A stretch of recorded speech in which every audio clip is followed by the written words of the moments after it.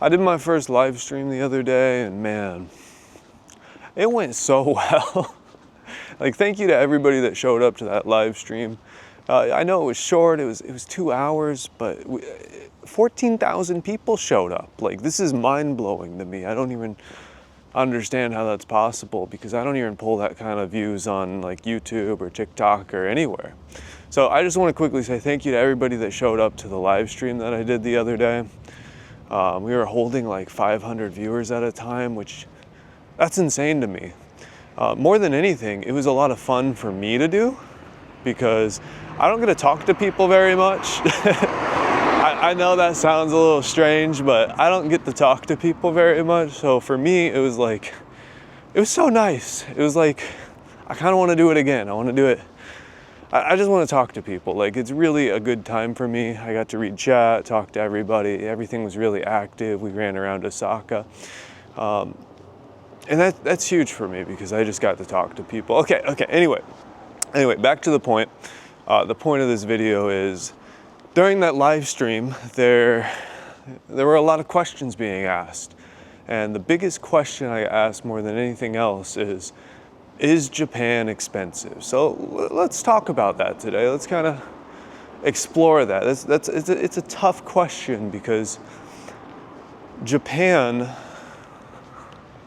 and expensive, it's a tough question because it depends where you come from, right? So if you come from like China or the Philippines, then yeah, Japan's gonna be expensive. Got quite a few cars coming through here. Then yeah, Japan's gonna be expensive. You're gonna find it probably more expensive than your home country. But if you're coming from America or like Canada or Australia, you have better exchange rates, and that's one thing that's going to make or break this situation of, for you, is Japan expensive? Like right now, $1 US buys 150 yen. That's crazy. That's insane. The rates right now are so ridiculously low. But what about rent? What about food? What about transportation? What about utilities? What about going out and having fun? I think when people ask, is Japan expensive? They want to know the answer to questions like that. And we're gonna come through here. Hold on, there's a car. They want to know answers to questions like that. And I can only really talk from experience. And my experience is coming from America. Is that a DeLorean? What is that? Hold on. That is a crazy car, oh my God. So I can only talk from experience, and my experience is that rent in America is cooked. It's cooked beyond belief. Here in Asia, pretty much anywhere in Asia, you can find rent really cheap. The prices are very different from back in America. Like, even if you had a 1-to-1 conversion rate, like $1 for 100 yen, it could still be considered cheap. I mean, it gets to a point where, let's talk about the cheapest. How about that? So the cheapest I've seen rent in all of Japan is, there was a YouTuber that posted up a video talking about his $80 apartment a month for an apartment in the countryside. Now, if you want to move out to the Japanese countryside, you're going to get a lot more for your money than if you move to a city like Kyoto, Tokyo, or Osaka, some of the biggest cities, right? Because out in the countryside, like, it's kind of like this thing where like the countryside's dying. Most of the people are moving to big cities, so countryside cities are kind of having trouble gaining population because everybody wants to go where the money's at, and the money's in the big cities. A couple caveats to moving to the countryside. There's not much out here. Like, that's where I'm at right now. We used to live in Kyoto, but now we're out in the countryside. So on the low end in the countryside, I've seen $80 a month. And in the city, let's talk about the biggest city, probably the place where most people want to move to, that same $80 isn't going to get you much. that guy in the countryside, he had a pretty nice place for 80 bucks. Can you find that price? I don't know. I don't know if you can find that price, but you could probably find something pretty close. Now in Tokyo, if we look at the rent price in Tokyo, we're talking like, the cheapest I've seen is $100 a month, which sounds cheap, right? But that's because it is, and you're really gonna get what you pay for with that. I saw 2 different places. Both of these places actually had a shared bathroom. There's a train coming right behind me. I don't know why I chose this place to walk. It's not really the greatest spot.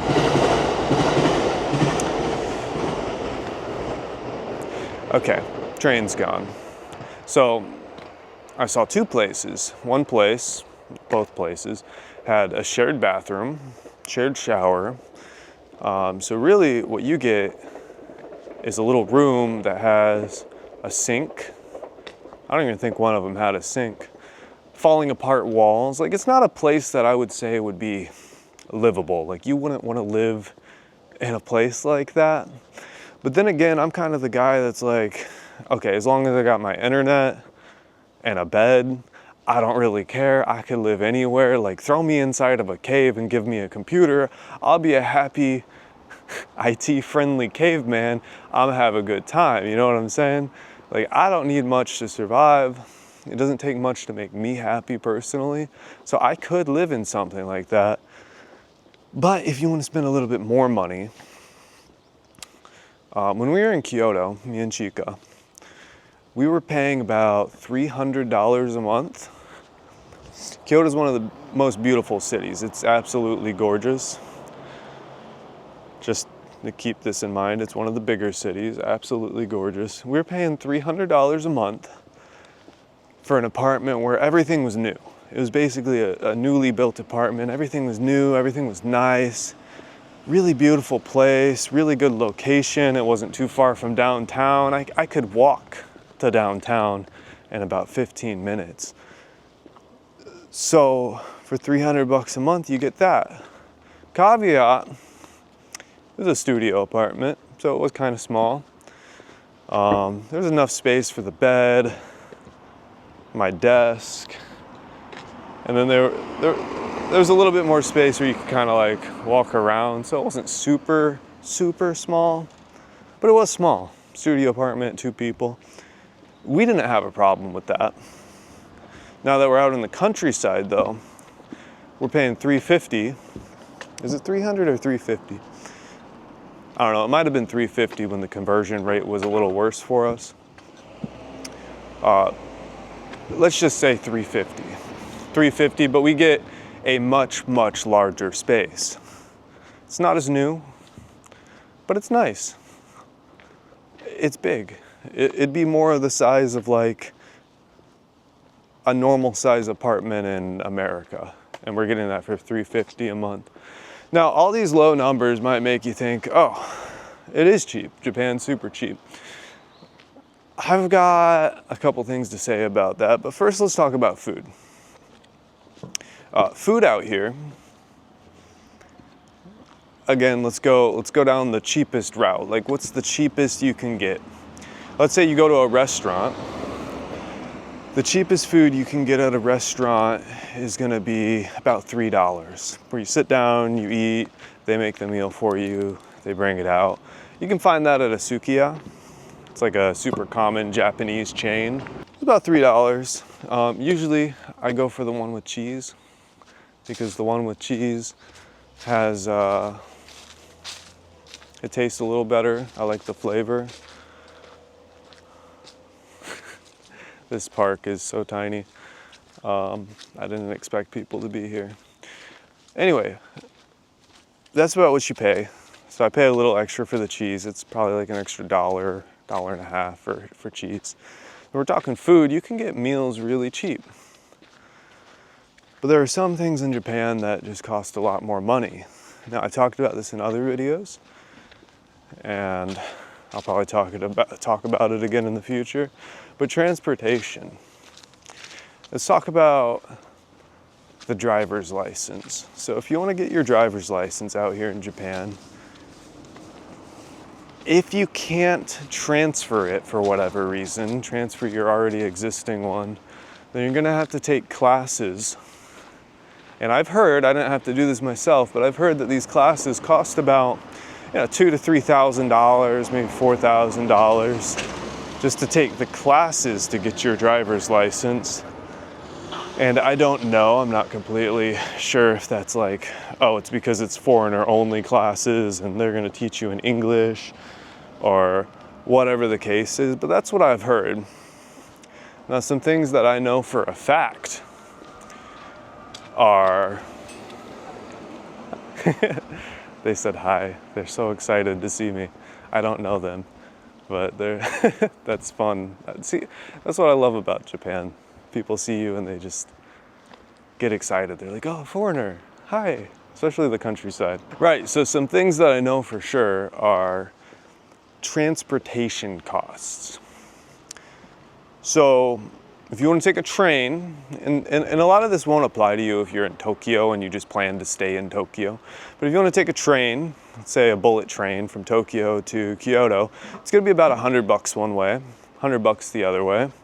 And if you were to drive, it's going to be about the same price. Now there's one way around this, a very uncomfortable way around this, and it's called a night bus. And the night bus is going to cost you, I think it's like $40 one way. So you're saving a lot of money by taking that, but you got to take a bus at night and then sleep on the bus, and it's going to be so uncomfortable. You're not going to enjoy yourself whatsoever. It's not really something I would want to put myself through, but I've been thinking about doing it more now that I'm like, hey, we're out here, we're making videos, people are watching us, people are loving what we're doing. I need to get to Tokyo sometime, so maybe the better way to do it instead of burning all my life savings away would be to take the cheaper route. I've only done one trip to Tokyo since I started making videos, and kind of burnt such a big hole in my wallet just through transportation costs plus the hotels. That's something you got to look out for.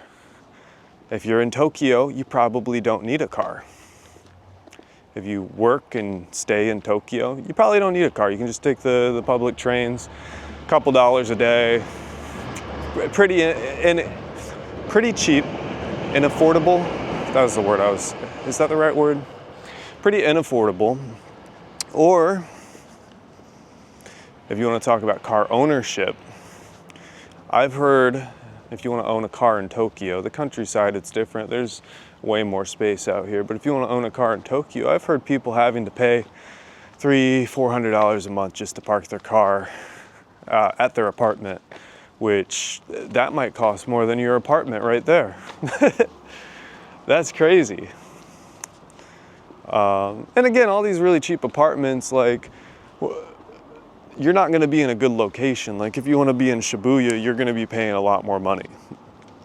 You know, we talked about the cheapest, but if you want to look at like realistically where you're going to want to be when you come to Japan, or if you move here, if you're not into the countryside and you want a big city, you're going to want to be where everything's happening, right? And you're going to pay more money for that. But when it comes to car ownership, let's say we take our car from here to Kyoto, because again, we're in the countryside. It's going to cost like $20-30 in highway fees. The highway costs a lot of money. If we were to take the normal train, not the bullet train, the normal train, it's going to cost about the same amount. So travel here, whenever you want to go somewhere, can get very expensive very fast. There's a bee. I'm just covering my spinal cord because when I was a kid, I got stung by a bee in the spinal cord, and that's probably why I'm so stupid now. Not played. That was a big bee, though. There are a lot of bugs out in the countryside. But some other things about Japan is you have to pay, I think it's $150 a month just to exist here. As long as you're employed. It's like a health coverage thing. I don't really know what it's for exactly. Something to do with like basically health insurance, because they have a free health insurance here. When I say free, you're actually paying into it every month. But when you go see the doctor or whatever, it's not gonna cost you anything. Maybe a copay. As far as I know, it doesn't cost you anything. Like, I haven't had to deal with any of that yet. But if you're earning any sort of income, you're gonna have to pay that every month. So let's say your apartment's $300-400 a month, plus that $150, and that starts to add up pretty quick. Now, when you start talking about like, okay, you move here, what are you gonna do for work? Because most likely you're gonna come over here on a work visa, or maybe a student visa, and you gotta do something for work, you gotta make money, right? There's a few options for that. You could either work physically in Japan, or you could work remotely from the US. If you make good money working remotely, that's probably honestly the better way to go. This road is super busy. If you work remotely from the US and you make quite a bit of money, that's probably the way to go, because if you're making $2,000, $3,000, $4,000, $5,000, $10,000 a month US, oh, you're gonna live like a god over here. I'm just gonna tell you straight up. Maybe not at $2,000 a month, but $5,000, $6,000 a month, you come to Japan, you're gonna live like a god. You can do pretty much anything you want all the time and still be able to save money. As long as you don't select an apartment that's too expensive and you start inflating your lifestyle, you know what I'm saying? You come over here, you get the best apartment in town, it's $1,500 a month because you're making good money. You start inflating your lifestyle and you start hurting for money. That's what Americans are known for. You start making more money, you start inflating your lifestyle, and then all of a sudden, like, everything feels expensive, but it's because you chose to inflate your lifestyle. That's something that I've always been like a minimalist. I've steered away from that as much as possible. There's something super cool over there. We're gonna walk that way. I don't know if we'll have time to get over there though.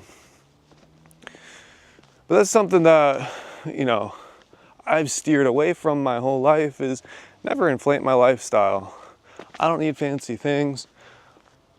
Beyond my cameras, I love my cameras now. I make videos with those, so I have a reason to splurge on those a little bit. But beyond that, I don't really own anything. I've got my cameras, my computer, my clothes. I'm happy. That's all I need. I think really when people ask that question of, is Japan expensive, they're really looking at okay, what's the cheapest you could possibly be there? What's the cheapest you could live? If I came to visit, what are hotels like? Okay, well, hotels can fluctuate in price greatly, and it kind of depends on the season. Like, one hotel might cost $100 a night, and then the next month it's like $10.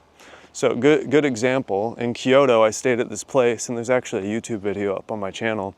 I stayed at this place, I think it was like $11 or $12 total. And that was great.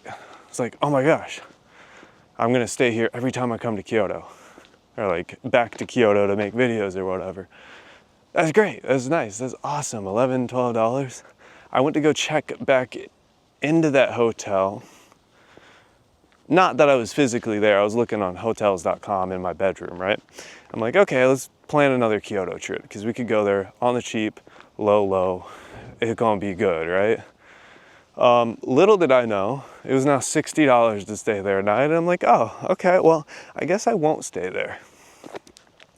And this kind of happened in my first trip here ever. I went to, where was I? I was in Shinjuku, I think. First week in Japan, my first couple nights, I booked everything the night of, and every night it started getting more expensive until the weekend. I think I stayed at a capsule hotel for $100 a night, which, if you know anything about capsule hotels, that's a lot of money for a capsule hotel. But it's area, location, all that stuff. It kind of made it a little more expensive. I've stayed at hotels in Tokyo for $20.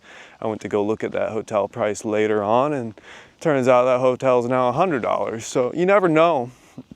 You can't say, oh, this hotel looks like it's 20 bucks tonight, you can't sit there and say, all right, I'm gonna plan my whole trip around this hotel being $20, because chances are the price is gonna be different. So really you gotta select all the dates, book ahead of time.